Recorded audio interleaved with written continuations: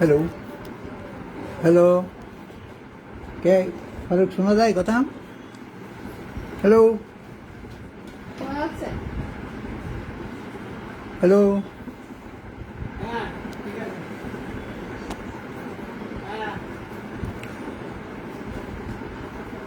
আউযু বিল্লাহি মিনাশ শাইতানির রাজিম, বিসমিল্লাহির রহমানির রহিম।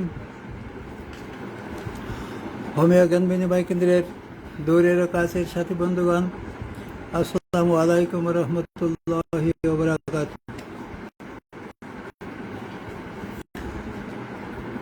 আজকে আমাদের আলোচ্য বিষয় ছিল সমসাময়িক বিভিন্ন রোগ ব্যাধি প্রসঙ্গে আলোচনা করতে চেয়েছিলাম এবং রাস্টাক্স ঔষধ প্রসঙ্গে কিছু আলোচনা করবো ইনশাল্লাহ। তা আমি আলোচনার শুরুতে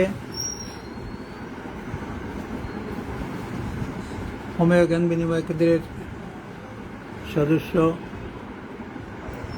ডাক্তার সুলতানা ফারুক, আপনারা জানেন যে কিছুদিন যাবৎ উনি মাঝে মাঝে কিছু বক্তব্য দেন।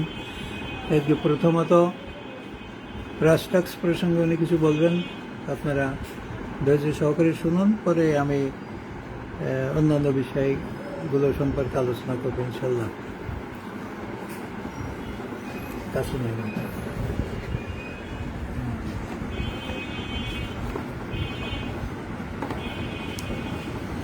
কাছে নিয়ে শুরু করে।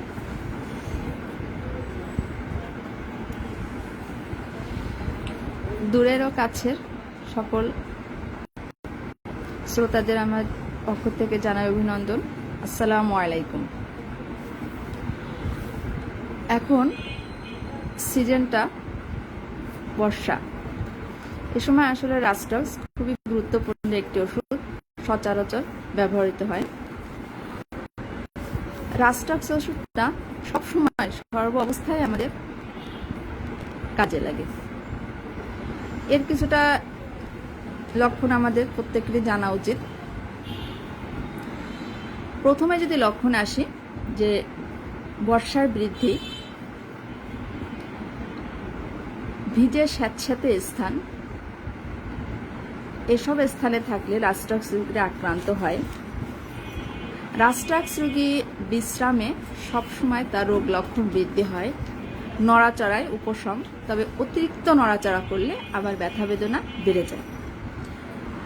অঙ্গ প্রত্যঙ্গ কামড়ানো থাকবে, ব্যথা, এবং অঙ্গ প্রত্যঙ্গ যদি টিপ দেওয়া হয়, টিপে দিতে বললে ভালো লাগে। অস্থিরতা, এবং অস্থিরতায় রোগী উপশম পায়। সর্ব অবস্থায় রোগী অস্থির থাকবে। রাস্টাক্সের গুরুত্বপূর্ণ একটা জিহ্বার লক্ষণ আছে। জিহ্বার অগ্রভাগ ভালোভাবে লক্ষ্য করলে দেখা যায় যে জিহ্বার অগ্রভাগ ত্রিকোণ লাল, ত্রিকোণ আকৃতির লাল, অথবা অগ্রভাগে লাল দেখলেও আমরা রাস্টাক্স নির্বাচন করতে পারি। জ্বরে শীত অবস্থায় কাশি, এটাও একটা রাস্টাক্সের লক্ষণ।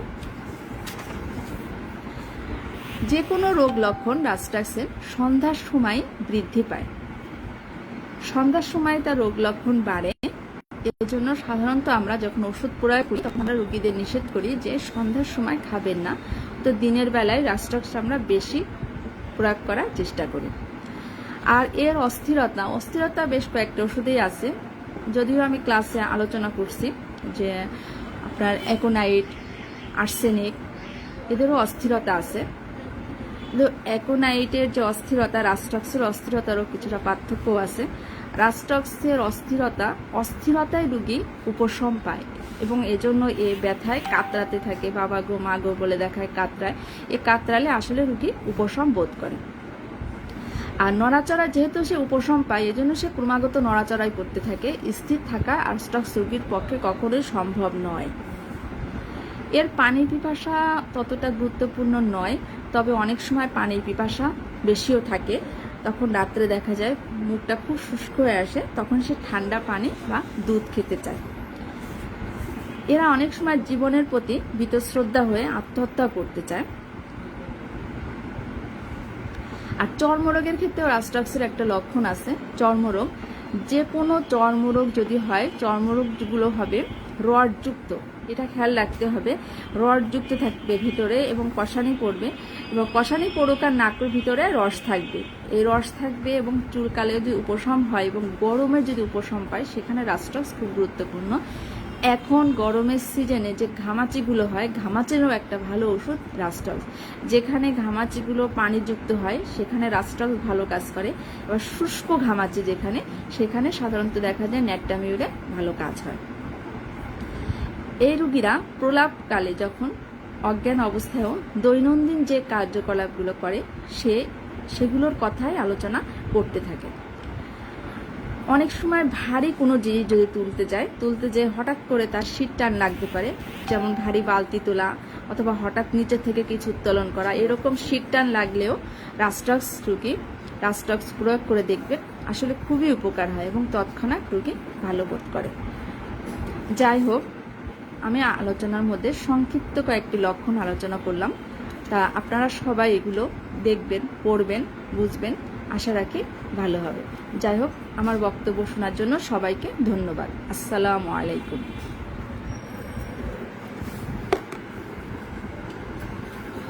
সাথী বন্ধুগণ, আবারও সবাইকে সালাম জানিয়ে আমি শুরু করছি। আপনারা জানেন আজকে 28শে এপ্রিল। এই 28শে এপ্রিল ইতিমধ্যে যা আমাদের নলেজের বাইরে ছিল, ইদানিং বিভিন্ন আলোচনা প্রচারণায় দেখা যাচ্ছে যে গুরুত্বপূর্ণ বিষয়গুলো আমরা হোমিওপ্যাথিক ডাক্তার হিসেবে অবহেলা করে চলেছি। আপনারা হয়তো জানেন অনেকেই যে মহাত্মা হ্যানিম্যানের দ্বিতীয় স্ত্রী ছিলেন, ওনার নাম ছিলেন মাদাম মেলানি। তা দ্বিতীয় স্ত্রী ছিল, তার অর্থ এই নয় যে ওনার দুইটা বউ ছিল। প্রথম স্ত্রী মারা যাওয়ার পরে দীর্ঘ 5 বছর উনি একাকী জীবনযাপন করেছেন, বিয়ে শাদী করেন নাই। পরে চিকিৎসা ক্ষেত্রে মাদাম মেলানির সঙ্গে পরিচয় এবং ওনার দুরারোগ্য ব্যাধি ট্রিটমেন্টের পর উনি স্বেচ্ছায় অনেকটা জোর করেই হ্যানিম্যানের সঙ্গে বিবাহ বন্ধনে আবদ্ধ হন এবং জীবনের শেষ মুহূর্ত পর্যন্ত। আরেকটু বলি, যখন উনি বিবাহ বন্ধনে আবদ্ধ হন তখন ওনার বয়স ছিল মাত্র 35 আর হ্যানিম্যানের বয়স ছিল তখন 80। 80 বছর বুড়োর সঙ্গে 35 বছরের মহিলার কখনো স্বাভাবিক বিয়ে হয় না। এটা একান্তই মাদাম মেলানির ইচ্ছার উপরে ভিত্তি করেই এই বিয়ে হয়েছিল এবং জীবনের শেষ মুহূর্ত পর্যন্ত উনি তার সঙ্গে হিসেবে ছিলেন। ওনার উৎসাহেই বা ওনার সেবা শুশ্রূষার সুযোগে বা ওনার অনুপ্রেরণাতেই আমাদের যে অর্গানন শস্য সংস্করণ, যা নিয়ে আমরা এখন আমাদের ব্যবসা পরিচালনা করছি, দেখছি হোমিওপ্যাথির হচ্ছে, এই অর্গানন শস্য সংস্করণের কল্যাণেই। তো সেটাও ওনার কাছে থাকাকালীন হ্যানিম্যান লিখেছিলেন, পরে প্রকাশিত হয়েছে। আমরা হোমিওপ্যাথিক ডাক্তার হিসেবে মাদাম মেলানির জীবন সম্পর্কে আমার জানা প্রয়োজন, জানা উচিত, কারণ হোমিওপ্যাথি যথেষ্ট অবদান রয়েছে। তার সদস্য না পেলে হয়তো শেষ বয়সে শেষ করতে পারে না। তো যাই হোক, আমরা তার শান্তি কামনা করি, পরে উনি ভালো থাকুন, সুখে থাকুন, শান্তিতে থাকুন কামনা করি। সমসাময়িক প্রসঙ্গে আমি কিছু আলোচনা করতে চেয়েছিলাম। তা আপনারা ইতিমধ্যে জানেন যে আমরা কোভিড-19 প্রবল থাবার আক্রমণ থেকে এখন আমরা মুক্ত নই। তার মধ্যে থেকেও এখন আমরা আরো বড় বড় রোগের সম্মুখীন হতে যাচ্ছি। পরিবেশ পরিস্থিতি সেদিকেই গড়াচ্ছে। যে আপনারা জানেন যে বর্তমান ভারতে ব্ল্যাক ফাঙ্গাস নামক আর এক মহামারী রোগ আবির্ভূত হয়েছে, যে রোগের মৃত্যুর হার 55%, যেখানে করোনায় মৃত্যু হার 2%-এর কিছু অধিক, আর মৃত্যুর হার হলো 55% আপ। তার অর্থ করোনার থেকে আরও 26-27 গুণ, 28 গুণ, 30 গুণ বেশি শক্তিশালী মহামারী আমাদের সামনে হাতছানি দিচ্ছে। আল্লাহই ভালো জানে যে কে আক্রান্ত হবে আর কে আক্রান্ত হবে না। তো ইতিমধ্যে আমরা যেটা জানছি, এই ব্ল্যাক ফাঙ্গাসে যারা আক্রান্ত হচ্ছে তারা সবাই করোনা আক্রান্ত রোগী ছিল এবং অ্যালোপ্যাথিক ওষুধ খেয়ে তারা চিকিৎসিত হয়েছেন, ভালো হয়েছেন, করোনা থেকে মুক্ত হয়েছেন। তা এখন ওনারাই গবেষণা করে বলছেন, কারণ আমরা তো আর এগুলো গবেষণা করি না বা আমাদের গবেষণার কোনো মূল্যও নাই।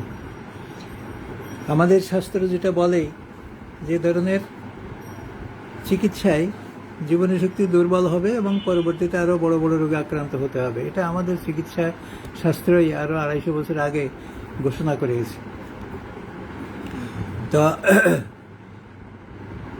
ওনারাই গবেষণা করে বলছেন যে এইসব স্টেরয়েড নামক মারাত্মক ঔষধ করোনা রোগীদের চিকিৎসার জন্য ব্যবহার করা হয়েছে, সেই স্টেরয়েডের অপব্যবহারের ফলেই আজকে এই ব্ল্যাক ফাঙ্গাস রোগের আক্রমণ শুরু হয়েছে। এবং যারাই করোনা থেকে অ্যালোপ্যাথিক ট্রিটমেন্টে ভালো হয়েছে তাদের এই রোগে আক্রান্ত হওয়ার হার অনেক অনেক বেশি। তো সাথী বন্ধুরা, আমার এই প্রসঙ্গ তোলার উদ্দেশ্যই হলো যে আমরা যেমন কোভিড-19কেও জয় করার জন্য সচেষ্ট ছিলাম এবং তার চিকিৎসা ব্যবস্থা কি করা যায় হোমিওপ্যাথিতে তা নিয়ে আমরা ভাবছিলাম বা ভেবেছিলাম, এবং ভেবে আমরা অনেক সফলতাও ইনশাল্লাহ পেয়েছি। তো সেরকম এই ব্ল্যাক ফাঙ্গাস নিয়েও আমাদের ভাবতে হবে যে আমাদের শাস্ত্রে, আমাদের ঔষধে, আমাদের ফরমান অনুযায়ী চিকিৎসা করার এর কোনো ব্যবস্থা আছে কি না। তা আপনারা জানেন যে ব্ল্যাক ফাঙ্গাস বা করোনা এই ধরনের রোগের নামের পরে আমাদের কোনো চিকিৎসা নাই। যদি আমরা ব্ল্যাক ফাঙ্গাস, করোনা ইত্যাদি নিয়ে ভাবতে যাই তাহলে দেখা যাবে যে আমার সব কিছুই বন্ডল হয়ে যাবে। তো এক্ষেত্রে আমাদের নিয়ম যেটা, আমাদের শাস্ত্র যেটা বলে, আমাকে সবসময় ভাবতে হবে লক্ষণ নিয়ে। রোগী যেসব লক্ষণ নিয়ে আমাদের কাছে আসবে আমরা সেগুলো পর্যালোচনা করে এই রোগীলিপি প্রস্তুত করে আমরা চেষ্টা করব রোগীদের কি চিকিৎসা দেওয়া যেতে পারে। এক্ষেত্রে আমি অনেক চিন্তা ভাবনা করে দেখেছি যে ফেসবুকেও অনেক লেখালেখি হয়েছে, কিন্তু কোনো সিদ্ধান্ত কোনো পক্ষ থেকে পাওয়া যায়নি। তো আমরা মোটামুটি এটা যেটা দেখা যাচ্ছে বা শোনা যাচ্ছে, আমরা ফেসবুকের মাধ্যমে যেটা জানতে পারছি, রেডিও টেলিভিশনের মাধ্যমে যেটা জানতে পারছি, যে চোখ আক্রান্ত হয়, নাক আক্রান্ত হয়, চোখ এবং নাক দিয়েই এই রোগ নাকি প্রবেশ করে। এই ক্ষেত্রে আমাদের রেপার্টরিতে আই চ্যাপ্টার, নোজ চ্যাপ্টার, তারপর স্কিন ডিজিজের যে চ্যাপ্টারগুলো আছে, এই চ্যাপ্টারগুলো যদি আমরা ভালোভাবে পর্যালোচনা করি তা আমার মনে হয় যে এর মাধ্যমে আমরা কোনো সিদ্ধান্তে উপনীত হতে পারি। পরশুদিন টেলিভিশনে এই ব্ল্যাক ফাঙ্গাস রোগে আক্রান্ত রোগীর যে চোখের দৃশ্য দেখালো, সেখানে তো আমার ধারণায় আছে অতি সাধারণ ওষুধ বেলেডোনা। কারণ চোখের যে চিহ্ন দেখালো যে টকটকে লাল, তো লাল শুধু বেলেডোনাতে নয়, আরও অনেক ঔষধেই লাল আছে। সেখানে আমাদের লক্ষণ কেন্দ্রিক চিকিৎসা খুঁজে বের করার চেষ্টা করতে হবে। যেমন লাল হলেই আমরা শুধু বেলেডোনা ভাববো না, লাল হলে সেখানে একোনাইট হতে পারে, ফেরাম্পাস হতে পারে, এপিসমেল হতে পারে, বেলেডোনা হতে পারে, আর্জেন্ট নাইট্রিকাম হতে পারে। এর ভিতরে আমরা খুঁজব রেজ বৃদ্ধি। আমাদের প্রধান অস্ত্র হলো মডালিটিস। যদি আমরা রেজ বৃদ্ধি খুঁজে বের করতে পারি এবং রোগী যদি ঠিক মতন লক্ষণ সরবরাহ করতে পারে বা তার শরীর যদি ঠিক মতন লক্ষণ উৎপাদন করতে পারে, আর আমরা যদি আমাদের দার্শনিক দৃষ্টিভঙ্গি দিয়ে এই লক্ষণকে শনাক্ত করতে পারি, তা আমার মনে হয় আমাদের যে ওষুধই আছে এই ওষুধের মধ্যেই আমরা কোনো না কোনো সিদ্ধান্ত বের করতে ইনশাল্লাহ পারবো। তা আপনারা দয়া করে একটু বেশি বেশি করে আমি যে চ্যাপ্টারগুলোর কথা বললাম এই চ্যাপ্টারগুলো নিয়ে ভাববেন, পড়াশোনা করবেন, ইনশাল্লাহ সিদ্ধান্ত বেরিয়ে আসবে, এ আশা রাখা যায়। তো আমরা জানি যে অ্যালোপ্যাথিক ঔষধ বা বিষাদরিশ পন্থার যেসব ওষুধই প্রয়োগ করা হোক না কেন, সেই বিষাদরিশ ঔষধগুলোর পার্শ্ব প্রতিক্রিয়া প্রবল। এক্ষেত্রে যদি চিকিৎসা জীবনের বাস্তব অভিজ্ঞতা বলতে যাই, তা আমাদের সময় কোলায় না, সারাদিন বকলেও বকার শেষ হয় না। কালই এক রুগী দেখলাম যে টিবিতে আক্রান্ত হয়েছিল, মাত্র অনার্স পড়ে মেয়েটা, তা টিবি আক্রান্ত হয়েছিল, সেই টিবি ট্রিটমেন্ট করেছে ডাক্তাররা। তা দীর্ঘদিন ট্রিটমেন্ট করার পর রুগী যখন মারা যাবে যাবে ভাব, টিবি তার ভালো হয়ে গেছে কিন্তু রুগী মারা যাচ্ছে। মানে এইসব গল্প বলতে গেলে রহস্য এসে যায়, কিন্তু রোগ ব্যাধি নিয়ে তো রহস্যও করা যায় না, কিন্তু আসলে রহস্য না করেও পারা যায় না। রুগী চিকিৎসা হয়ে গেছে, টিবি ভালো হয়ে গেছে, কিন্তু রুগী মারা যাচ্ছে। কিভাবে মারা যাচ্ছে কল্পনাতীত। যে একটা ইয়াং মেয়ে যার বয়স এখন 22-23 বছর, সে ঘরে দরজায় দিয়ে শুয়ে থাকে, সে হাঁটতে পারে না, তাকে ধরে নিয়ে বেড়াতে হয়, প্রস্রাব পায়খানায় গেলেও তাকে কেউ না কেউ সহযোগিতা করতে হয়। তো যা হোক, আমার চিকিৎসার দিনে আসার পরে রোগী মোটামুটি 80% ভালো। সর্বশেষ ওষুধ তাকে আমি দিয়েছি ডিসেম্বরের 12 তারিখ, কালকে দেখলাম। তো দীর্ঘদিন আমার কাছে আর আসে না, বিষয় কি?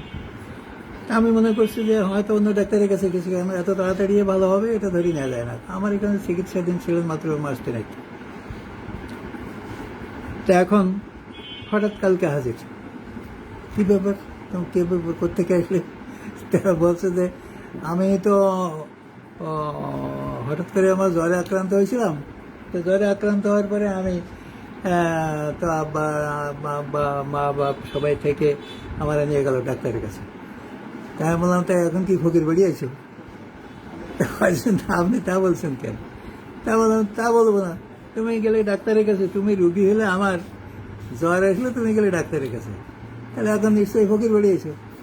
কয় যে না, আমি জ্বর হলো তো সবাই এখন করোনার যুগে ভয় পেয়ে নিয়ে গেল আমার অ্যালোপ্যাথিক ডাক্তারের কাছে, এমবিবিএস ডাক্তারের কাছে।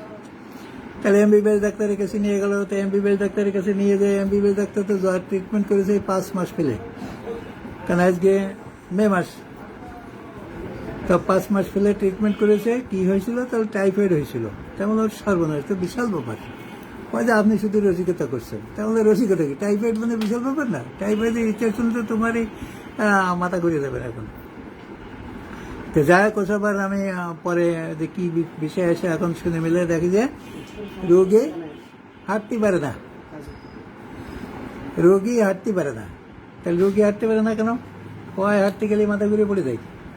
আমার মা ধরে নিয়ে আসে, তা মা ধরে নিয়ে আসে, আমি সেইভাবে আসলাম। তা বললাম, তা তুমি ডাক্তার দেখানো বাদ দিয়ে আবার আমার কাছে আসলে কেন? কয় যে না, আপনি তো ডাক্তার।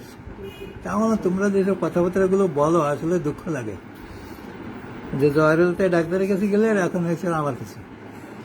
তা যাই হোক, পরে আমি তাকে দেখে শুনে ওষুধ দিলাম, মাত্র জেলসিমিয়াম গতকালই দিছি। তো অতএব সিদ্ধান্ত এখনো বলা যাবে না।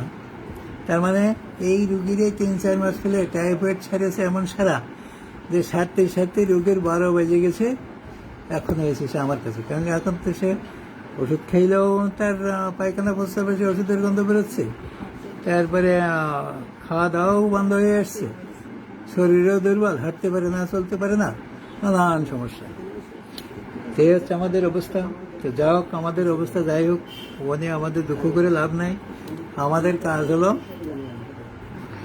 লক্ষণ খুঁজে বের করে রোগীর চিকিৎসা করার ব্যবস্থা করা। হয়তো একদিন এভাবে আস্তে আস্তে রোগীদের ভ্রান্তি ভাঙবে, যখন দেখবে যে না, হোমিওপ্যাথিক ওষুধ খেলেও তো কাজ হয়, কারণ যেহেতু কাজ হয় সেহেতু হয়তো একসময় তারা আমাদের প্রতি আস্থাশীল হবে এবং সমস্যা হলে আমাদের কাছে আসবে। ওই রুগী টিবির রুগী যদি সে জ্বর হয়েছে ভালো কথা, তো আমার কাছে আসলে নিশ্চয়ই 5 মাস তো লাগতো না, ও হয়তো 3 দিন 5 দিন 7 দিন 9-15 দিন ভুগত, তার বেশি তো আর ভুগতো না ইনশাল্লাহ। তো যাই হোক,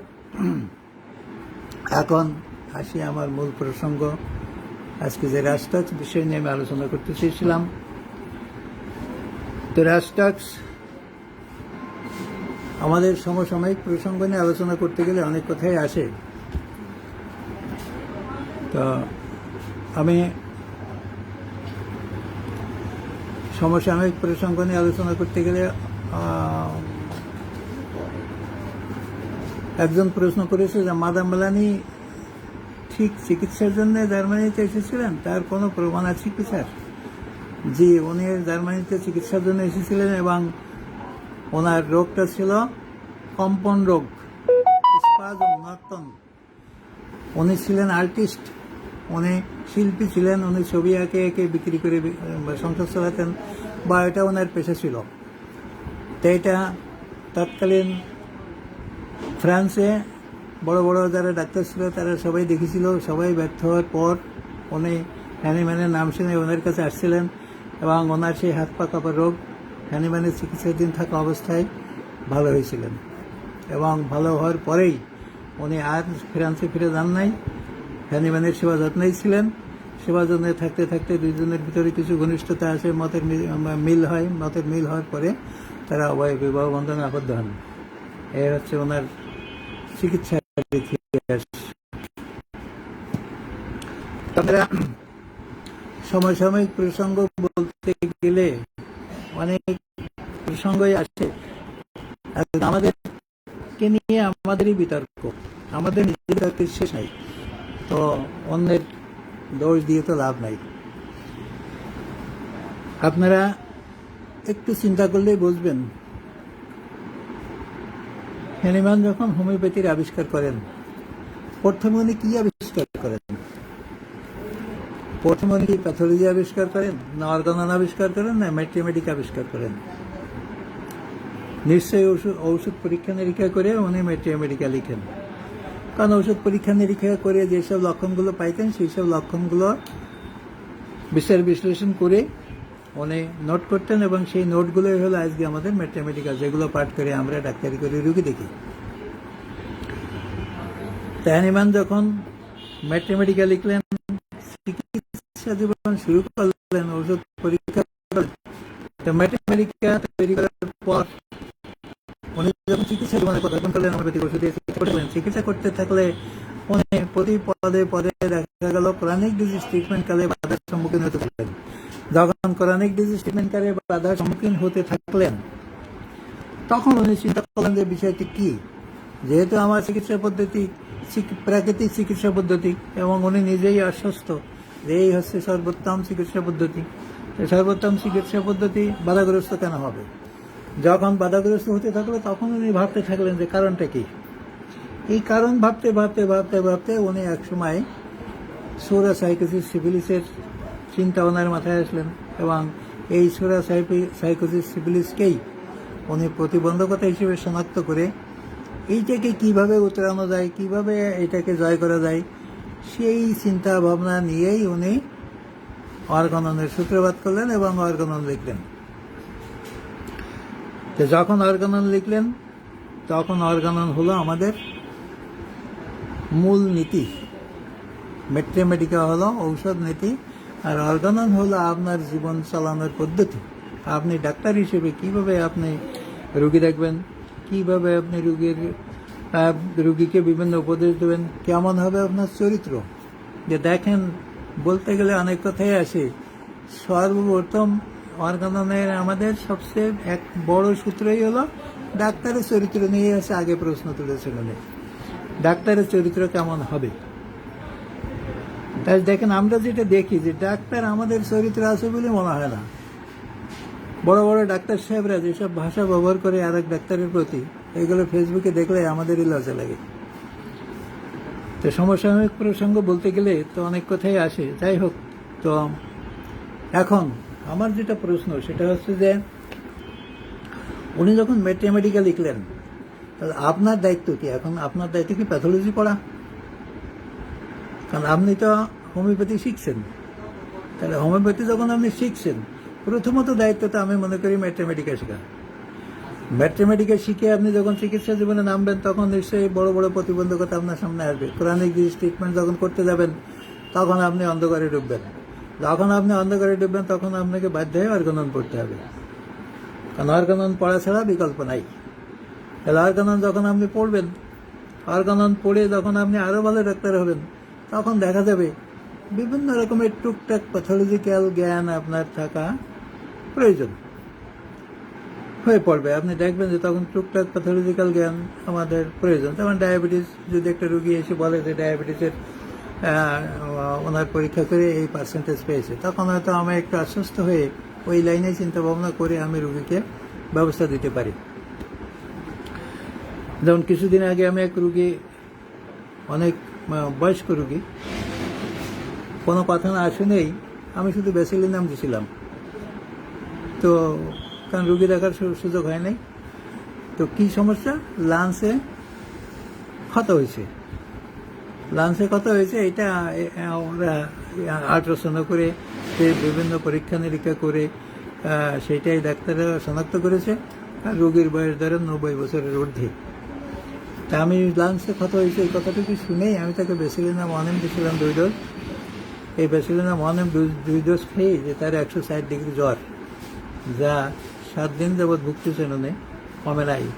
অনেকে অনেক এমবিবিএস ডাক্তাররাও বলেছে যে করোনা হতে পারে।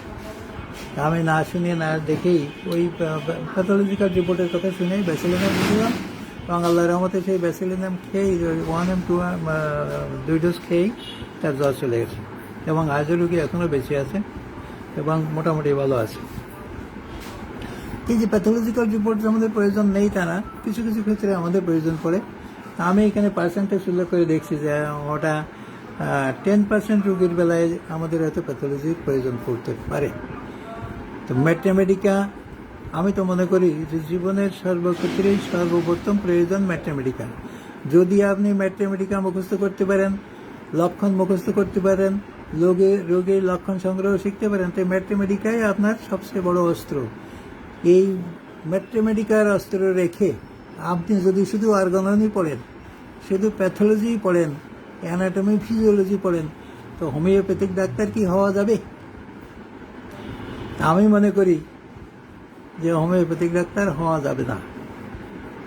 এখন কথা আরও হয়, কারণ আমি হয়তো বড় ডাক্তার, ধরেন আমি মাস্টার ডিগ্রির ছাত্র আর আপনি নতুন ডাক্তার। এখন আমি যদি মাস্টার ডিগ্রি ক্লাসের ভাষণ দেই আমার এই অনলাইন প্রোগ্রামে এসে, সেটিকে আপনার কোনো কাজে লাগবে? কারণ আমি যখন বক্তব্য দিব, তখন আমার বক্তার ইচ্ছা থাকা উচিত যে আম জনতা যেন উপকৃত হয় সে ধরনের কথা বলা, সে ধরনের বক্তব্য দেওয়া। তা আমি শুধু বড় বড় ইংরেজি এবং প্যাথোলজিক্যাল নলেজের বক্তব্যই দিয়ে গেলাম, আর আপনি শুধু বসে বসে হাততালি বাজাইলেন। তাহলে হুজুরগের বয়ানের মতো শুধু ফতোয়া শিখলেন যে নামাজ পড়লে বেহেশতে যাওয়া যাবে, এত শান্তি অত শান্তি, এত বড় বড় বেহেশতে পাবেন যে আপনি জীবনে এটা কোনোদিন দেখেন নাই, এত সুখ শান্তি সেখানে বিরাজ করছে। এই হুজুরের বয়ান শুনে আপনি কয়েকদিন নামাজ পড়তে গেলেন যে নামাজ পড়লে বেহেশতে যখন যাওয়া যাবে, দেখা গেল আপনি নামাজের নিয়ম কানুনই জানেন না, নামাজের ফরজ আর সুন্নত সম্পর্কে আপনার কোনো ধারণা নাই। 2 দিন মসজিদে যেয়ে আপনি দেবেন সালাম। তাহলে এই ফতোয়া প্রয়োজন আগে না নামাজের ফরজ ওয়াজিব সুন্নত শেখা আগে? তাহলে নামাজের ফরজ ওয়াজিব সুন্নত যদি আগে শিখতে হয়, তাহলে আমাদের প্রয়োজন হলো ম্যাথমেটিকা নিয়ে বেশি বেশি আলোচনা করা। আজকে বিভিন্ন প্রোগ্রামে আমরা অংশগ্রহণ করে দেখি যে অর্গাননের ছড়াছড়ি, প্যাথোলজির ছড়াছড়ি, অ্যানাটমির ছড়াছড়ি, ম্যাথমেটিকার খবর নাই। তো যদি প্রোগ্রাম আমজনতার জন্য হয়, সর্বশ্রেণীর ডাক্তারের জন্য যদি হয়, নতুন ডাক্তার, পুরনো ডাক্তার, তারপর ছাত্র, হোমিওপ্যাথিক অনুসারী, তাদের জন্য যদি হয়, তাহলে তো আলোচনার ব্যবস্থাটা ওইরকমই হওয়া উচিত। তা আমি রাস্তাচির ব্যবহার সম্পর্কে জানলাম না, আমি অ্যানাটমি পড়ে বসে থাকলাম, আমি প্যাথোলজি, ফিজিওলজি, অর্গানন, যে রাস্টাক্স কোথায় প্রয়োগ করে আমাকে কোথায় যেতে হবে, তাহলে কোথায় প্রয়োগ করে আমাকে কোথায় যেতে হবে আমি অর্গানন পড়ে জানলাম, কিন্তু প্রয়োগ করব কোথায় এটাও তো শিখলাম না। তাহলে প্রয়োগ করব কোথায় এটাই শিখলাম না, তো প্রয়োগ করে তাই যদি আমি নাই শিখলাম, তা আপনারা ফতুয়া শিখে আমার মশলা শিখে লাভটা কি? তো যাক, এখন বড় বড় গুরুজনদের বিপক্ষে কথা বলাও উচিত না। তারপর কিছু কিছু না বললে মাঝে মাঝে ভালোও লাগে না, কারণ অনেক সময় বড় বড় প্রোগ্রামে আমাদের অংশগ্রহণ করলে সেখানে অনেক সময় বিব্রতকর পরিস্থিতিরও সৃষ্টি হয়। সেই জন্যে আমি প্রায় সবসময় আমার আলোচনায় ঔষধ নিয়ে আলোচনা থাকে, কারণ আমি মনে করি, কারণ আমি নিজে অত বড় রাখতাম না, প্রত্যেকেই লেখে জুনিয়র হোমিও বন্ধুদের শেখানোর জন্যে, জুনিয়র ডাক্তারদের শেখানোর জন্য, কিন্তু আমি এখনও নিজেকে সিনিয়র বাবার মতো সৎ সাহস আমার বুকে জন্মায় নাই। সেই জন্য আমি এই কথাটাকে পছন্দও করি না এবং আমি কখনো বলিও না। আমি মনে করি যে আমি এখনও ছাত্র, আমি কিছুই শিখতে পারি নাই। অতএব যেখানে যেসব অনুষ্ঠানে হয় আমি চেষ্টা করি সেখান থেকে কিছু শেখা যায় কিনা, সেই জন্য সেসব জায়গায় আমি অংশগ্রহণ করি। তো যাক, আপনারা যেটা ভালো মনে করবেন আপনাদের অনুসরণীয় রাস্তা, সেইটা হিসেবেই আপনারা ধরে নেবেন। তা আমি মনে করি আপনি যদি হোমিওপ্যাথিক ডাক্তার হন, তাহলে আপনার জীবনে ম্যাথমেটিক্যাল প্রয়োজন 50 থেকে 70%, আর 5% বাদ দিয়ে বাকি যে পার্সেন্টেজ থাকে সেটার প্রয়োজন আপনার অর্গানন, আর 5% প্রয়োজন আমার অ্যানাটমি, ফিজিওলজি, প্যাথোলজি। অনেক ডাক্তার ইদানিং দেখি যে রোগের নাম দিয়েই রোগী ছাড়েন, রোগের নাম দিয়েই ছাড়েন, এবং যেসব রোগের নাম নেন তারা আমরা জীবনে আমরা কখনো পড়িও নাই, দেখিও নাই, শুনিও নাই। ওই রোগের নাম দিয়ে এক্ষেত্রে হোমিওপ্যাথির সমর্থন কতরকম আসে বা থাকতে পারে বলে আপনারা মনে করেন? আমার তো মনে হয় রোগের নাম দিয়ে রোগের বিষয়টা হোমিওপ্যাথি শাস্ত্র বিরোধী, অর্গানন বিরোধী। আপনার রোগীকে সবসময় থাকা উচিত লক্ষণ এবং তার চিকিৎসা, উপদেশ, এইগুলো থাকলেই রোগীলিপি সুন্দর হবে, এটা আমার ধারণা। বাকি আপনার বিচারের ভার আপনাদের উপরে। তো সাথী বন্ধুরা, এখন আমি রাস্টাক্স নিয়ে কিছু আলোচনা করব। তো রাস্টাক্সের আমি সবসময় ঔষধের কিছু কি পয়েন্ট হিসেবে শনাক্ত করি, যে 2-4 কথার মধ্যে একটা ওষুধের চিত্র আমরা তুলে ধরতে পারি বা আমরা বুঝতে পারি। তাই রাস্টাক্স ঔষধের সবচেয়ে প্রধান লক্ষণ বা কি পয়েন্ট বলতে আমরা যেটা বুঝি, যে তার অস্থিরতা, ছটপটানি, বিশ্রামে ঠান্ডায় বৃদ্ধি, গরমে আরাম, সঞ্চালনে আরাম। এই আছে রাস্টাক্সের কি পয়েন্ট বলে আমি মনে করি। কারণ এই লক্ষণগুলো পাইলেই আমরা ধরে নিতে পারি 3টা ওষুধ সামনে আসবে, আপনি সেক্ষেত্রে রাস্টাক্স, আর্সেনিক, একনাইট, এই 3টা ওষুধকে নিয়ে যদি আপনি ভাবেন, রোগীলিপি তৈরি করেন, তো সিদ্ধান্ত নিতে আপনার জন্য অতি সহজ হবে এবং অতি সহজেই আপনি ঔষধ নির্বাচন করতে পারবেন যে এই রোগীর বেলায় আমি কি ওষুধ প্রয়োগ করব। তো 3টে ওষুধের পার্থক্য কঠিন কিছু না। আর্সেনিক মনোলক্ষণ কেন্দ্রিক, ভয় কেন্দ্রিক, রাস্টাক্স শারীরিক অসুস্থতাজনিত কারণে অস্থির, একনাইটও মানসিক এবং শারীরিক অসুস্থতার জন্য অসুস্থ এবং রোগের প্রাবল্যতার দরুন অসুস্থ। রাস্টাক্স শীতকাতর, আর্সেনিক শীতকাতর, একনাইট গরম কাতর। রাস্টাক্সে থাকবে চাবানি, কামড়ানি, অস্থিরতা, টিপলে চাপলে আরাম বোধ করবে। আর আর্সেনিকে থাকবে অস্থিরতা, যেটা টিপলে চাপলে সে আরাম পাবে না, সে আরাম পাবে একটু আদর সোহাগে, গরমে সে আরাম পাবে। এই হচ্ছে পার্থক্য। পার্থক্য অতি সাধারণ। তা আমরা সাধারণত আজকে বেশি দুশ্চিন্তাগ্রস্ত জ্বর নিয়ে। জ্বর আসলেই আমরা টেনশনে পড়ে যাই সবাই, যে কি হলো না জানি, কোথায় যাব, কি করব। যেমন আমার এই রোগীর উদাহরণ দিলাম, যে জ্বর হওয়ার সাথেই তার মা বাবা তাকে নিয়ে গেল ডাক্তারের কাছে। তো ঠিক জ্বর হলেই এরকম মানুষ দৌড়ে যাবে ডাক্তারের কাছে, এবং ডাক্তারের কাছে যে এমন বড় বড় চিকিৎসা নিয়ে বড় বড় সমস্যা তৈরি করে নিয়ে আপনার আমার কাছে আসবে, যে তখন আমরা বড় বিব্রত বোধ করি এবং বিভ্রান্তির মধ্যে পড়তে হয়। কারণ এইসব রোগীগুলো তখন নতুনভাবে রোগীলিপি তৈরি করতে গেলে অনেক চিন্তা ভাবনা করতে, অনেক সময় নষ্ট করতে হয়, অনেক কষ্ট করতে হয়। তো জ্বরের রোগী ভিতরে আমরা যেটা পাই, তার শীতকাতরতা, তার অস্থিরতা, চাবানি কামড়ানি, তারপরে এই মানে জ্বরের প্রচণ্ডতা অনেক ওষুধেই আছে। তার লক্ষণ খুঁজলে আপনি যদি রেপার্টরি খোঁজেন, তা অনেক লক্ষণ আছে এই জ্বরের রোগীর। তো বিশেষত যদি আপনি শুধু চাবানি কামড়ানি এবং অস্থিরতা, টিপলে চাপলে সঞ্চালনে আরাম, গরমে আরাম, ঠান্ডায় বৃদ্ধি, এই কয়েকটা কথা যদি আমরা মনে রাখি, তাহলে আমরা রাস্তাক দিতে আমাদের বিভ্রান্তিতে পড়তে হবে না। রাস্টাক্সের অশান্তি শুরু হয় মাসেলে, মাংসে। এর চাবানি কামড়ানি মাংসেই সীমাবদ্ধ, যেটা টিপলে চাপলে গরম সেক দিলে আপনি আরাম পাবেন। এর বৃদ্ধিকাল রাতে, কিন্তু রাতে বৃদ্ধিকাল বলে বসে থাকলে হবে না। যখনই আমি রোগীর ভিতরে লক্ষণ পাইব, তখনই আমাকে ওষুধ প্রয়োগ করতে হবে। এটা দিনেও হতে পারে, রাতেও হতে পারে। কারণ আপনারা জানেন যে আজ 100 বছর পূর্বের দিন নয়, 200 বছর পূর্বের দিন নয়। এখন আমরা যে যুগে বাস করি, সেই যুগে আমরা সবাই ত্রিদোষে দুষ্ট রোগী। এই ত্রিদোষে দুষ্টর খেলায় ও রাতের রোগী দিনেও আক্রান্ত হয়, শীতকালের রোগী গরমকালেও আক্রান্ত হয়, গরমকালের রোগী বর্ষাকালেও আক্রান্ত হয়। এর কোনো সীমানা নাই যে কখন কে আক্রান্ত হবে। তবে কিছু কিছু গুরুত্বপূর্ণ লক্ষণ আছে ত্রিদোষের খেলায়, সেগুলোর পরিবর্তন কখনো আসে না। যেমন অস্থিরতা, টিপলে চাপলে আরাম, এইটার পরিবর্তন আজও পরিলক্ষিত হয় না। ইনশাল্লাহ হয়তো এগুলোর পরিবর্তন ত্রিদোষের যত খেলাই হোক, এগুলোর পরিবর্তন হবে না। গরমে আরাম, টিপলে চাপলে আরাম।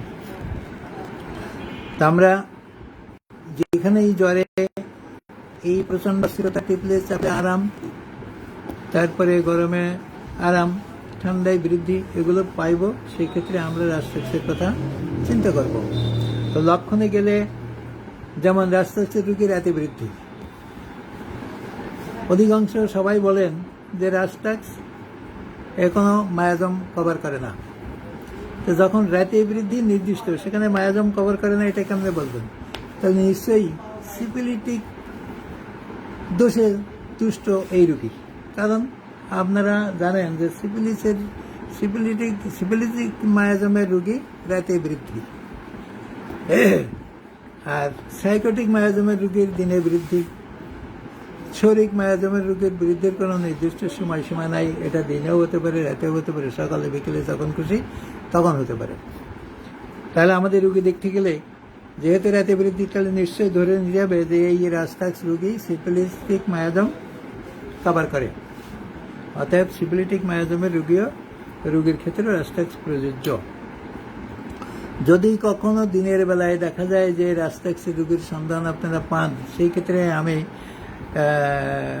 বাস্তবতা অত খেয়াল করে দেখি নাই, তবে বই পুস্তকে যেটা পাওয়া যায় যে সকাল 10টায় রোগীর অনুভূতি থাকবে এরকম তার শিরা উপশিরার মধ্যে দিয়ে যেন গরম পানি প্রবাহিত হচ্ছে, এবং সেই গরম পানি প্রবাহিত হওয়ার ফলে রোগী অত্যন্ত অস্থির হয়ে পড়বে এবং রাস্টাক্সের সুরত, চেহারা বা লক্ষণ তার শরীরে ফুটে উঠবে।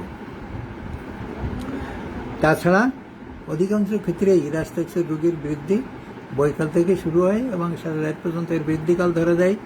তবে এর বৃদ্ধিকাল আরও নির্দিষ্ট আছে মধ্যরাতের পরে। মধ্যরাতের পরে আমরা জানি যে আর্সেনিক আমাদের বড় অস্ত্র, কিন্তু আসলে রোগীলিপি তৈরি ছাড়া ওষুধ দেওয়া যাবে না। যেখানেই ওষুধ দেবেন এই ত্রিদোষে দুষ্টের যুগে ভুল হওয়ার সম্ভাবনা অত্যন্ত বেশি। যেমন এগুলো আমার বাস্তব অভিজ্ঞতা থেকেই বলছি। রোগীলিপি তৈরি করলে দেখবেন যে আর্সেনিক মাঝরাতের পরে বৃদ্ধি, আর্সেনিকের খবরই পাওয়া যাবে না। কিছু কিছু ক্ষেত্রে, আবার কিছু কিছু ক্ষেত্র আছে যা আর্সেনিক ছাড়া অন্য ওষুধ হবেও না। এই জন্যে আমরা জ্বরের রোগী দেখি বা যে কোনো রোগী দেখি, সেই ক্ষেত্রে আমাদের সবসময় খেয়াল রাখতে হবে যে রোগীলিপি তৈরি না করলে ভুল হওয়ার সম্ভাবনা বেশি থাকবে। তো ইতিমধ্যে আমি দু একটা রোগীলিপি ফেসবুকে দিয়েছি, যে আপনারা দেখেছেন, যেখানে আমার ব্যর্থতার কথাগুলো আমি লিখেছি। তো কারণ ব্যর্থতার কথাগুলোও আমাদের জানা থাকা প্রয়োজন। আমরা যদি অধিকাংশ ক্ষেত্রে ব্যর্থ নাই হতাম, তাহলে তো হোমিওপ্যাথি জয় জয়কার চারিদিকে ছড়াই পড়তো। ওই রোগীরা বলতো না যে আমি বড় বড় অসুখের জন্য ডাক্তারের কাছে গেছিলাম, কারণ আমরাও তো ডাক্তার। তো রাস্টাক্সি রোগীর দেখেন, আমি রেপার্টরি ঘেটে বা অন্যান্য বইতে যেটা পাই, প্রচণ্ড জ্বরে রাস্টাক্স, তাহলে প্রচণ্ড জ্বরে রাস্টাক্স। এবার আসেন, আপনারা জানেন যে রাতে জ্বর হয় অনেক রোগীর। এই যে রাতে জ্বর হয় অনেক রোগীর, সেই ক্ষেত্রে আমরা রাস্টাক্স ব্যবহার করে আমার তো মনে হয় যে ব্যর্থতার হার অতি নগণ্য। কিন্তু আপনি খেয়াল করে দেখেন যে রাতে যেসব রোগীর জ্বর হয়, এইসব রোগীগুলোর জ্বর কিন্তু কখনোই প্রচণ্ড আকার ধারণ করে না। এদের জ্বর হয় আমাদের আঞ্চলিক ভাষায় যেটা বলা হয় ঘুষঘুষে জ্বর। এই ঘুষঘুষে জ্বরেও আজ রাস্টাক্সের বিপুল ব্যবহার রয়ে গেছে।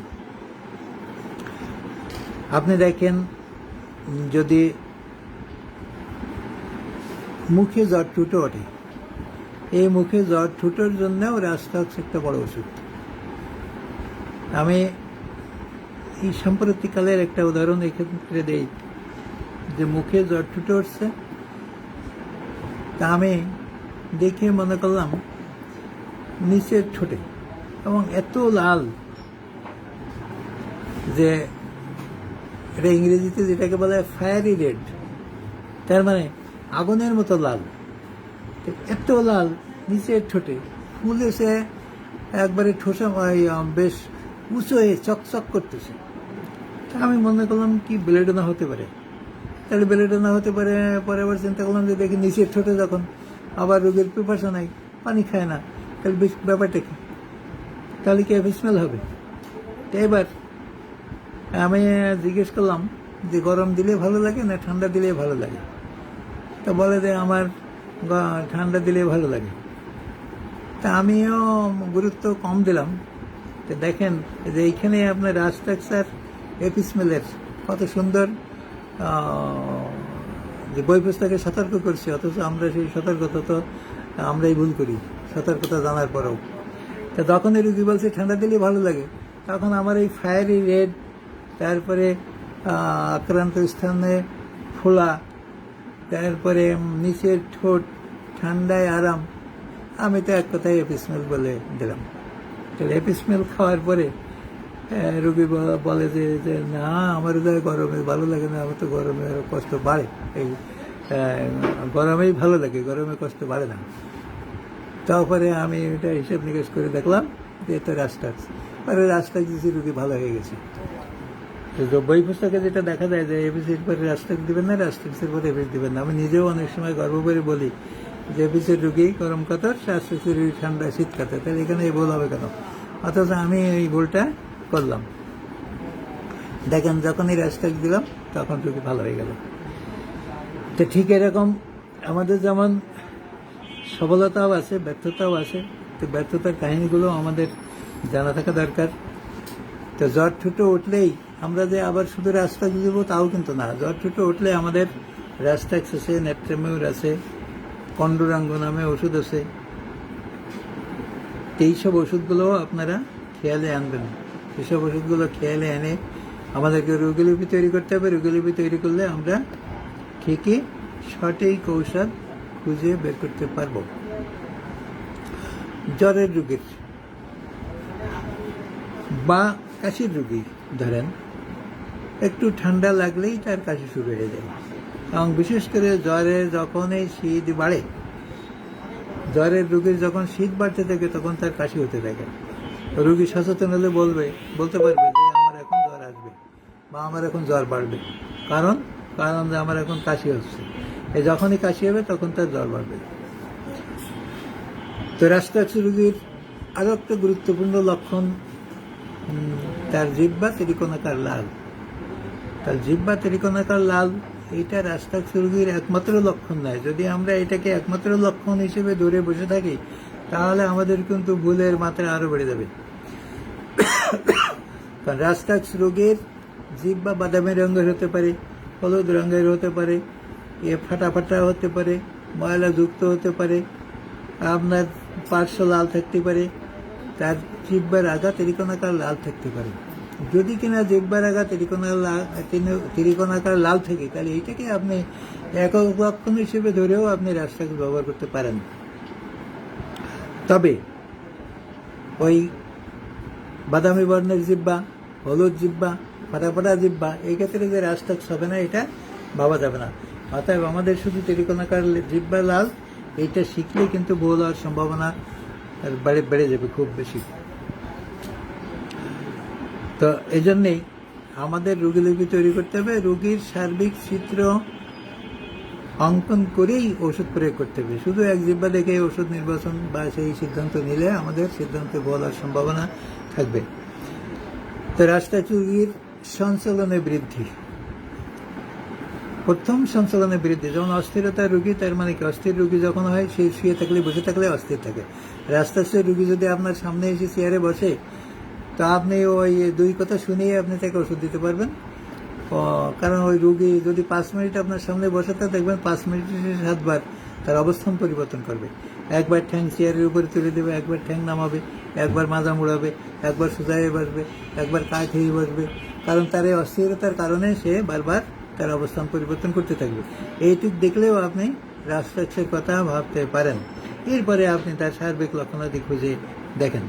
হ্যাঁ, এই ক্ষেত্রে একটা কথা আছে যে রাস্টাক্স রোগের মশান অ্যাগ্রাভেশন আফটার, এই যে রুব্রিকটা মশান অ্যাগ্রাভেশন আফটার, তার মানে যখন রোগী নাড়াচাড়া করতেছে তার প্রথম সঞ্চালনে বৃদ্ধি। এই প্রথম সঞ্চালনে বৃদ্ধির একটা উদাহরণ আমি দেই আমার নিজের ব্যক্তিগত জীবনের কাহিনী। আজ থেকে ধরেন 20 বছর আগের কথা। তা আমার বাসায় তখন সাপ্লাই পানি ছিল না, মানে মোটরের ছিল না। আমি তখন টিউবওয়েল চেপে করতাম, টিউবওয়েল চেপে বাথরুমে গোসল করছি শীতকাল। তো সকাল 8টার দিকে গোসল করছি। তো গোসল করতে করতে বালতি থেকে কয়েক মগ পানি নিয়ে মাথায় ঢালতে ঢালতে হঠাৎ করে আমি খাড়া হয়ে গেছি। মানে খাড়া হয়ে গেছি মানে আমি তখন যে আমি পড়ে যাব না দাঁড়ায় থাকবো, মানে আমি নিজের কোনো শক্তি আমার শরীরে নাই। মনে হলো যে কোমরে একটা খিল মেরে দিছে কেউ। তা ঠিক আমি যে অবস্থায় ছিলাম সেই অবস্থায় আমি খাড়া হয়ে দাঁড়িয়ে আছি, কথা বলবো সেই সত্যিও মনে হয় আমি হারা পেয়েছি। তো কোনো মতে যাও আমার আইবকে আমি ডাক দিলাম। তো ডাক দেওয়ার পরে উনি আসলেন, এসে আমি ওই অবস্থায় দাঁড়ায় আছি। আমাকে সে যে ধরে ঘরে নিয়ে আসবে সেই সামর্থ্য আমার নেই। মানে সে মনে হচ্ছে টান দিলে আমি পড়ে যাবো, ভেঙে চলে যাবে আমার শরীরটা।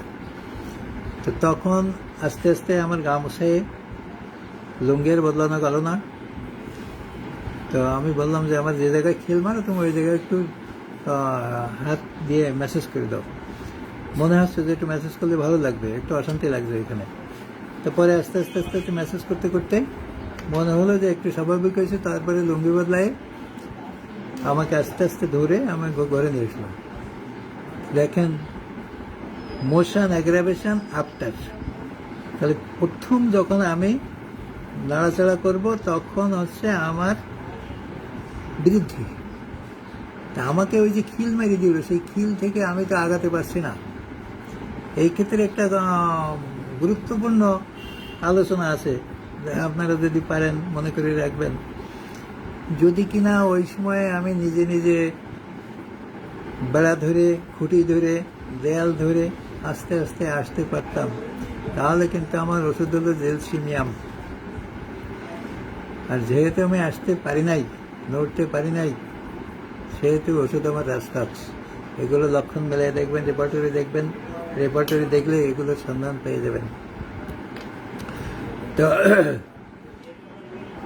যা হোক, প্রথম সঞ্চালনের বৃদ্ধি এবং পরবর্তী প্রতি সঞ্চালনের উপশম। কিন্তু অবিরত সঞ্চালনে আবার বৃদ্ধি, অবিরত সঞ্চালনে আবার বৃদ্ধি। তা অবিরত সঞ্চালনে আবার বৃদ্ধি, কিন্তু এই জন্যই আমাদেরকে সবসময় সীমার মধ্যে থাকতে হবে। তাদের রাজত্যাগের গুরুত্বপূর্ণ লক্ষণের মধ্যে আমরা পাই অস্থিরতা, চাবানি কামড়ানি, টিপলে চাপলে গরমে আরাম, ঠান্ডায় বৃদ্ধি। একটা জিনিস আমাদের খুব খেয়ালে রাখতে হবে, মস্কা ব্যথা। জীবনে আপনি এমন কোনো পরিশ্রম করেছেন, এমন কোনো পরিশ্রমের কাজ করেছেন যেখানে আপনার শরীরে কোথাও না কোথাও মস্কা লেগেছে। সেই মস্কাটা আপনার হার্টে লাগতে পারে, সেই মস্কাটা আপনার লাংসে লাগতে পারে, সেটা আপনার কিডনিতে লাগতে পারে, এইটা আপনার লিভারে লাগতে পারে, এটা কোমরে লাগতে পারে, হাতে লাগতে পারে, যে কোনো জায়গায় লাগতে পারে।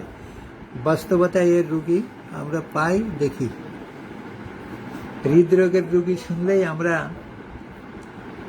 হৃদরোগী পাইলেই আমরা ক্র্যাটিগাস নিয়ে লাফাই পড়ি, কিন্তু ক্র্যাটিগাসের যুগ এখন নাই বললেই চলে। আপনাকে হৃদরোগের রুগী পাইলে আপনারা রোগীলিপি তৈরি করবেন, দেখবেন অধিকাংশ ক্ষেত্রেই আসবে রাস্টাক্স, আর্সেনিক, ল্যাকেসিস, ক্যাকটাস, ক্র্যাটিগাস ইত্যাদি জাতীয় ঔষধ, আর্নিকা বেশি বেশি আসবে। কারণ আমরা এইসব ওষুধগুলোর ফেলা পুরি বিধায় রোগীলিপি তৈরি না করেই আমরা ওষুধ দেই, বিধায় এই হার্টের রোগীগুলোকে আমরা ভালো করতে পারি না।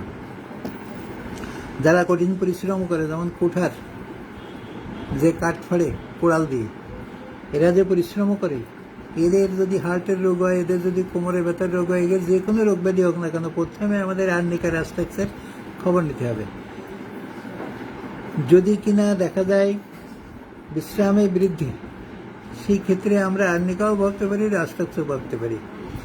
যদি দেখা যায় মোশন অ্যাগ্রাভেশন আফটার, তার মানে প্রথম সঞ্চালনের বৃদ্ধি, সেই ক্ষেত্রে আমরা রাস্টাক্স ব্যবহার করব। যেমন হার্টের রোগী শুয়ে থাকলেই তার বুকটা ধুকধুক করে, সারাদিন কাজকাম করছে, ঘুরে ফিরে বেড়াচ্ছে, তেমন কোনো সমস্যা নাই, শুইলে ধুকধুক করে, এই ক্ষেত্রে রাস্টাক্স হওয়ার সম্ভাবনা বেশি থাকবে। রোগীলিপি তৈরি করলে দেখবেন জীবনের কখনো না কখনো কোনো না কোনো কঠিন পরিশ্রমের সময় সে তার হার্টে প্রেশার পড়েছে, বুকে প্রেশার পড়েছে। তো রোগীলিপি তৈরি করলে অনেক সময় দেখা যায় যে এই রোগীর ওষুধ হবে নাকবম। রোগীর বিবরণ শুনেই বলে আমার মনে এসে যাবে, ছবি আঁকা হয়ে যাবে মনে মনে যে ওষুধ হবে নাকবম। কিন্তু রোগীলিপি তৈরি করলে দেখা যাচ্ছে যে তার ওষুধ নাকবম হয় না, তার ওষুধ হয়ে যায় লাইকোপোডিয়াম। তাহলে কোথায় নাকবম আর কোথায় লাইকোপোডিয়াম, বা অন্য ওষুধ হয়ে, ফসফরাস হয়ে যেতে পারে, নেট্রামাইড হয়ে যেতে পারে, কি হয়ে যাবে এটা বলা যায় না। তো এগুলো মাঝে মাঝে রোগীলিপি তৈরি করলে আমরাও বিব্রত বোধ করি, চিন্তায় পড়ে যায় যে কেমনে হলো। কিন্তু আসলে ফর্মুলায় পড়ে গেলে, লক্ষণে মিলে গেলে ওষুধ যেটাই আসবে ওইটাই আপনাকে দিতে হবে, এবং এটা করে দেখবেন যে কত সুন্দর ফলাফল পাওয়া যায়। প্যারালাইসিস, আমরা প্যারালাইসিসের রুগী পাইলেই কোষ্ঠিকাম নিয়ে দৌড়াদৌড়ি শুরু করি, কিন্তু আসলে প্যারালাইসিসের রুগী পাইলেই কোষ্ঠিকাম নিয়ে দৌড়াদৌড়ি করার ওইরকম কোনো ধরা বান্ধা যুক্তি নাই। আপনি এই ক্ষেত্রে গুরুত্বপূর্ণ ওষুধ যেগুলো আর্নিকা, রাস্টাক্স, কোষ্ঠিকাম, এইসব ওষুধগুলো নিয়ে আপনি বেশি বেশি করে ভাববেন, বেশি বেশি করে পড়াশোনা করবেন, দেখবেন যে কয়েকটা ওষুধ নিয়ে পড়তে পড়তে আপনার ওর ভিতরে বড় বড় রকমের সিদ্ধান্ত এসে যাবে। তা আমরা জ্বরের রোগীর আজকাল যদিও এটা খুব কম দেখা যায়, কিন্তু আবার মনে হচ্ছে সেই দিন সামনে এসে যাচ্ছে। কারণ জ্বরের রোগীর যেসব বড় বড় ট্রিটমেন্ট দেওয়া হচ্ছে, বড় বড় অ্যান্টিবায়োটিক ব্যবহার করা হচ্ছে, বড় বড় স্টেরয়েড ব্যবহার করছে, সেই ক্ষেত্রে জ্বরের রোগীর পরবর্তী উপসর্গ সমূহ দূর করার জন্য রাস্টাক্স আমাদের বড় অস্ত্র, এটা আমাদের খেয়াল করে রাখতে হবে। এবং এই ক্ষেত্রে বই পুস্তকে যেটা দেখা যায় যে জ্বরের রোগী যদি জ্বর ভালো হওয়ার পরে প্যারালাইসিস হয়, সেই ক্ষেত্রে একক ওষুধ রাস্টাক্স। তাহলে এই যে কত গুরুত্বপূর্ণ লক্ষণ এবং গুরুত্বপূর্ণ কথা। এবং জ্বরের রোগীর প্যারালাইসিস হবে কেন, নিশ্চয়ই এখানে বড় রকমের মারাত্মক ক্ষতিকারক ওষুধগুলো ব্যবহার করা হয়েছে, যার কারণে এই রোগী প্যারালাইজড হয়ে যাচ্ছে। তা আমাদের এইসব দিকেও খেয়াল রাখতে হবে। খেয়াল রেখে যদি আমরা ওষুধ নির্বাচন করতে পারি, ইনশাল্লাহ সুফল আশা করা যায়।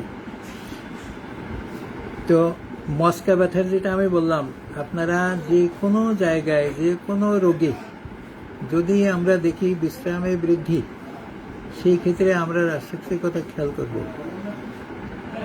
কারণ এ কিসের রোগী, কিডনির রোগী না হার্টের রোগী না বাতের রোগী, সেইটা আমার দেখার দরকার নাই। আমি আমার জীবনের অভিজ্ঞতা থেকে আরও একটা উদাহরণ দিই। রাতে রোগী শুয়ে আছে, হঠাৎ করে উঠে বলবে যে এই তোরা সবাই আয়, আমার পা কষে নিয়ে যাচ্ছে, শির কষে নিয়ে যাচ্ছে, আমার পা বেঁকায় গেল, ভেঙে গেল। শিগগির এসে সবাই টেপ চাপ গরম সেঁকবে। এই ধরনের ভাষ্য যদি কোনো রোগী এসে এমনি বলে, তা আপনি দয়া করে সাথে সাথে আশ্বাস দিয়ে দেবেন রোগীকে, ইনশাল্লাহ রোগের গতির পরে নির্ভর করে যদি রোগ প্রবল হয় আপনি অন্তত 1M দিয়ে শুরু করবেন। দেখবেন যে আপনার ওই 1M দেওয়ার পরের দিন থেকে রোগীর আর এই ঠ্যাং ভেঙে চলে যাবে না। এই ক্ষেত্রে আমরা যে ভুলটা করি সেটা হচ্ছে যে যেহেতু ঘুম থেকে উঠেই রোগী লাফ দিয়ে পড়ে করে আমার ঠ্যাং ভেঙে গেল বেঁকায় গেল, আমরা তখন ল্যাকেসিস নিয়ে দৌড়াদৌড়ি শুরু করি। সেটা আমার জীবনেও আমি অনেক করেছি, কিন্তু ফলাফল শূন্য। কারণ আমরা জানি যে ল্যাকেসিসের নিদ্রায় বৃদ্ধি, নিদ্রার মধ্যে বৃদ্ধি, নিদ্রার প্রারম্ভে বৃদ্ধি। এই ক্ষেত্রে আমাদের রোগীলিপি তৈরি করতে হবে। রোগীলিপি তৈরি করলেই আমরা পেয়ে দেব। কিন্তু ল্যাকেসিসের সাথে রাস্টেক্সিসের পার্থক্য আছে, সেটা যদি আপনার আমার জানা থাকে তাহলে এই ভুলটা কখনোই হবে না। কারণ ল্যাকেসিসের রোগী ঘুম থেকে উঠেই বলবে যে আমি মরে গেলাম, আমার দম আটকে গেল, আমি দম ছাড়তে পারছি না, আমার শ্বাস আটকে গেল, সে বলবে তার দমের কথা। আর রাস্টেক্সের রোগী বলবে যে আমার ভেঙে গেল, চলে গেল, মচকে গেল, কষে গেল, তোরা আমার টিপে দিয়ে চেপে দেয়। তাহলে এই যে কথার ভাষ্য, এই যে ভাষ্যের যে তফাৎ, এই তফাৎগুলো আমাদের খেয়াল করে শুনতে হবে। যদি আমরা খেয়াল করে এই ভাষ্যগুলো শুনেই ওষুধ নির্বাচন করতে পারি তাহলে তো আমাদের আর ভুল হওয়ার কথা না।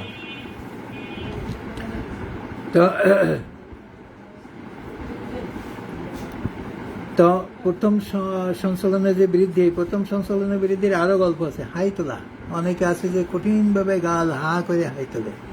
কেন হা করে হাই তোলার পরে দেখা গেল চোয়ালের খিল আটকে গেছে। তাহলে চোয়ালের খিল আটকে গেছে, এবার আপনি কি করবেন? অ্যালোপ্যাথিতে গেলে তো আপনাকে অপারেশন করতে চাইতে পারে, কারণ খিল ছাড়াতে গেলে তো অপারেশন করতে হতে পারে। কিন্তু মূলত খিল আটকেছে তো মোশন অ্যাগ্রাভেশন আফটার। তার মানে আপনি প্রথম সংশোধনের বৃদ্ধি, যখন আপনি হা করেছেন কঠিনভাবে, ওই সময় আপনার খিল আটকে গেছে। আপনার এই ধরনের কোনো রুগী পেলে সাথে সাথে আপনি একটু রাস্ট্রাক্সের কথা স্মরণ করবেন, ইনশাল্লাহ আপনার উপকারে আসবে। তো রোগে এবং রোগ এবং চিকিৎসা ইত্যাদি নিয়ে কথা বলতে গেলে তো এই কথা শেষ হবে না কখনো। কারণ ঘন্টার পর ঘন্টা আলোচনা করলে শেষ হবে না। আমাদের আলোচনা তো প্রায় 1 ঘন্টা হয়ে গেল, তা আমি আর লম্বা করতে চাচ্ছি না। তবে সবার শেষে আমি আবার সবাইকে স্মরণ করে দিই যে ব্ল্যাক ফাঙ্গাস, এই ব্ল্যাক ফাঙ্গাস নিয়ে আপনারা কঠিনভাবে ভাবেন। এবং এই ক্ষেত্রে আমার ধারণা, আপনারা যদি যাদের রেপার্টরি আছে তারা হারপিস ইরিসিপিলাস, হারপিস রোগ, ইরিসিপিলাস রোগ, জ্বর ছুটো, যেহেতু নাকে মুখে চোখের ব্যাপার, সেহেতু ইউফোরেসিয়া আর্জেন্টাইটিকাম, রাস্টাস গ্রাফাইটিস, সিপিলিনাম, এবং বেশি বেশি করে আমাদের এই মায়াজম ভিত্তিক ওষুধগুলো ব্যবহার করা শিখতে হবে। কারণ এখন রোগের গতি প্রকৃতি যা, তাতে আমাদেরকে মায়াজমেটিক বড় বড় ওষুধ যেগুলো আছে, নসড ওষুধ, সেগুলোকে আমাদের ব্যবহার করতে হবে, ব্যবহার করা শিখতে হবে।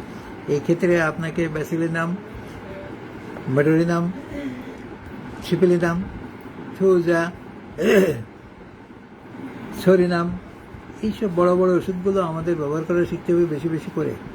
কারণ যেখানে রাস্ট্রাক্সের ক্ষেত্র আছে সেখানে কিন্তু সিপিলিনামেরও সংযোগ আছে, ক্ষেত্র আছে।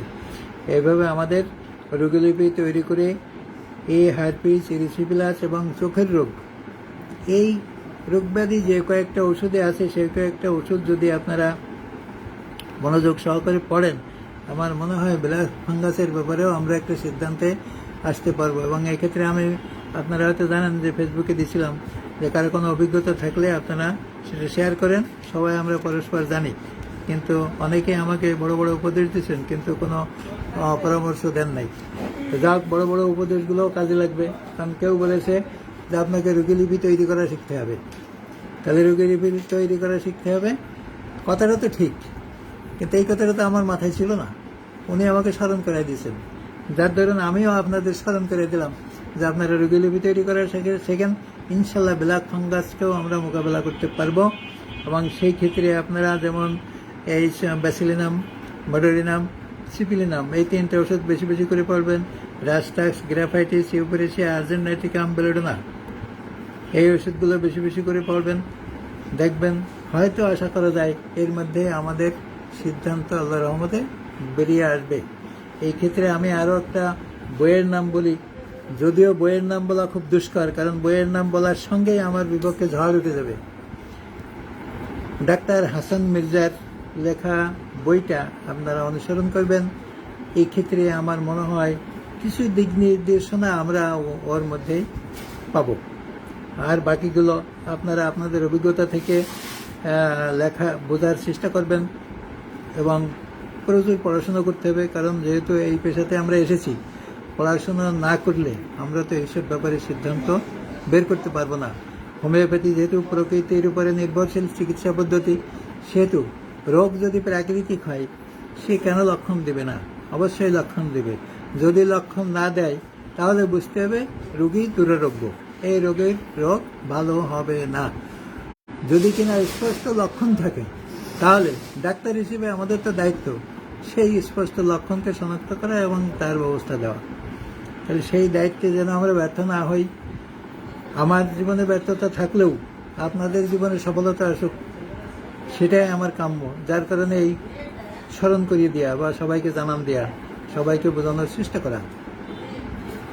তা আমি আমার বাংলাদেশ অনলাইন হোমিওপ্যাথিক ফোরামের উপদেষ্টা পরিষদের মুখপাত্র মহোদয় ডাক্তার অনন্য মান্নান স্যার অংশগ্রহণ করেছেন, দেখছি যে খুব ভালো লাগলো।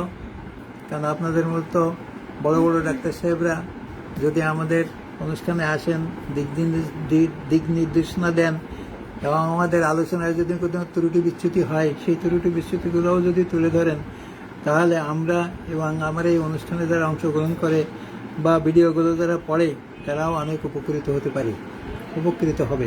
কারণ ডাক্তারি বিদ্যায় এখানে একগুঁয়েমির কোনো স্থান নাই। যে একগুঁয়েমির কারণেই আমাদের হোমিওপ্যাথির মধ্যে হলো দ্বন্দ্ব। একগুঁয়েমির কোনো স্থান নাই, আমি যা বলবো তাই রাইট, এটা আগে আমাদের ভুলে যেতে হবে। এটা যদি আমরা বলতে না পারি তাহলে আমাদের এই দ্বন্দ্বের অবসান কখনো হবে না। অনেক ডাক্তার আছে যে আমি যেটা করি তাই হবে, এর বাইরে কেউ কিছু করতেও পারবে না, আর করলে তা হবে না।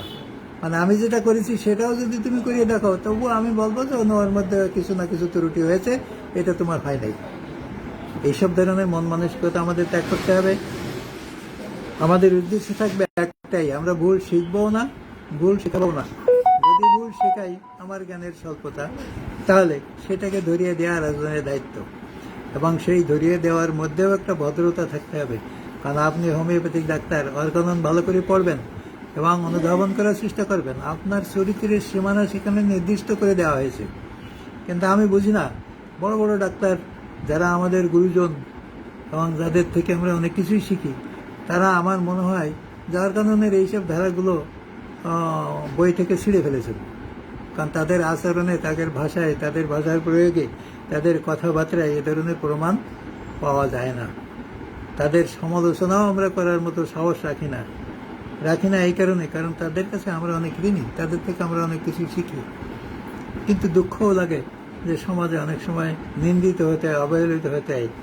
কারণ গুরুর যদি বদনাম আরেকজনে বলে, তো এটা তো নিজের কাছেই খারাপ লাগার কথা। তো যাক, আমি আমার বক্তব্য দীর্ঘায়িত করতে চাচ্ছি না, সময় অনেক হলো, সবারই ব্যস্ততা আছে। আমি সবাইকে আমার অনুষ্ঠানে অংশগ্রহণ করার জন্য ধন্যবাদ জানিয়ে এবং পরবর্তী অনুষ্ঠানের অংশগ্রহণের জন্য আহ্বান জানিয়ে এবং সবার সুস্বাস্থ্য কামনা করে এবং আমার জন্য সবার কাছে দোয়া চেয়ে আজকের অনুষ্ঠান আমি এখানেই সমাপ্তি ঘোষণা করছি। আসসালামু আলাইকুম ওয়া রাহমাতুল্লাহি ওয়া বারাকাতুহু।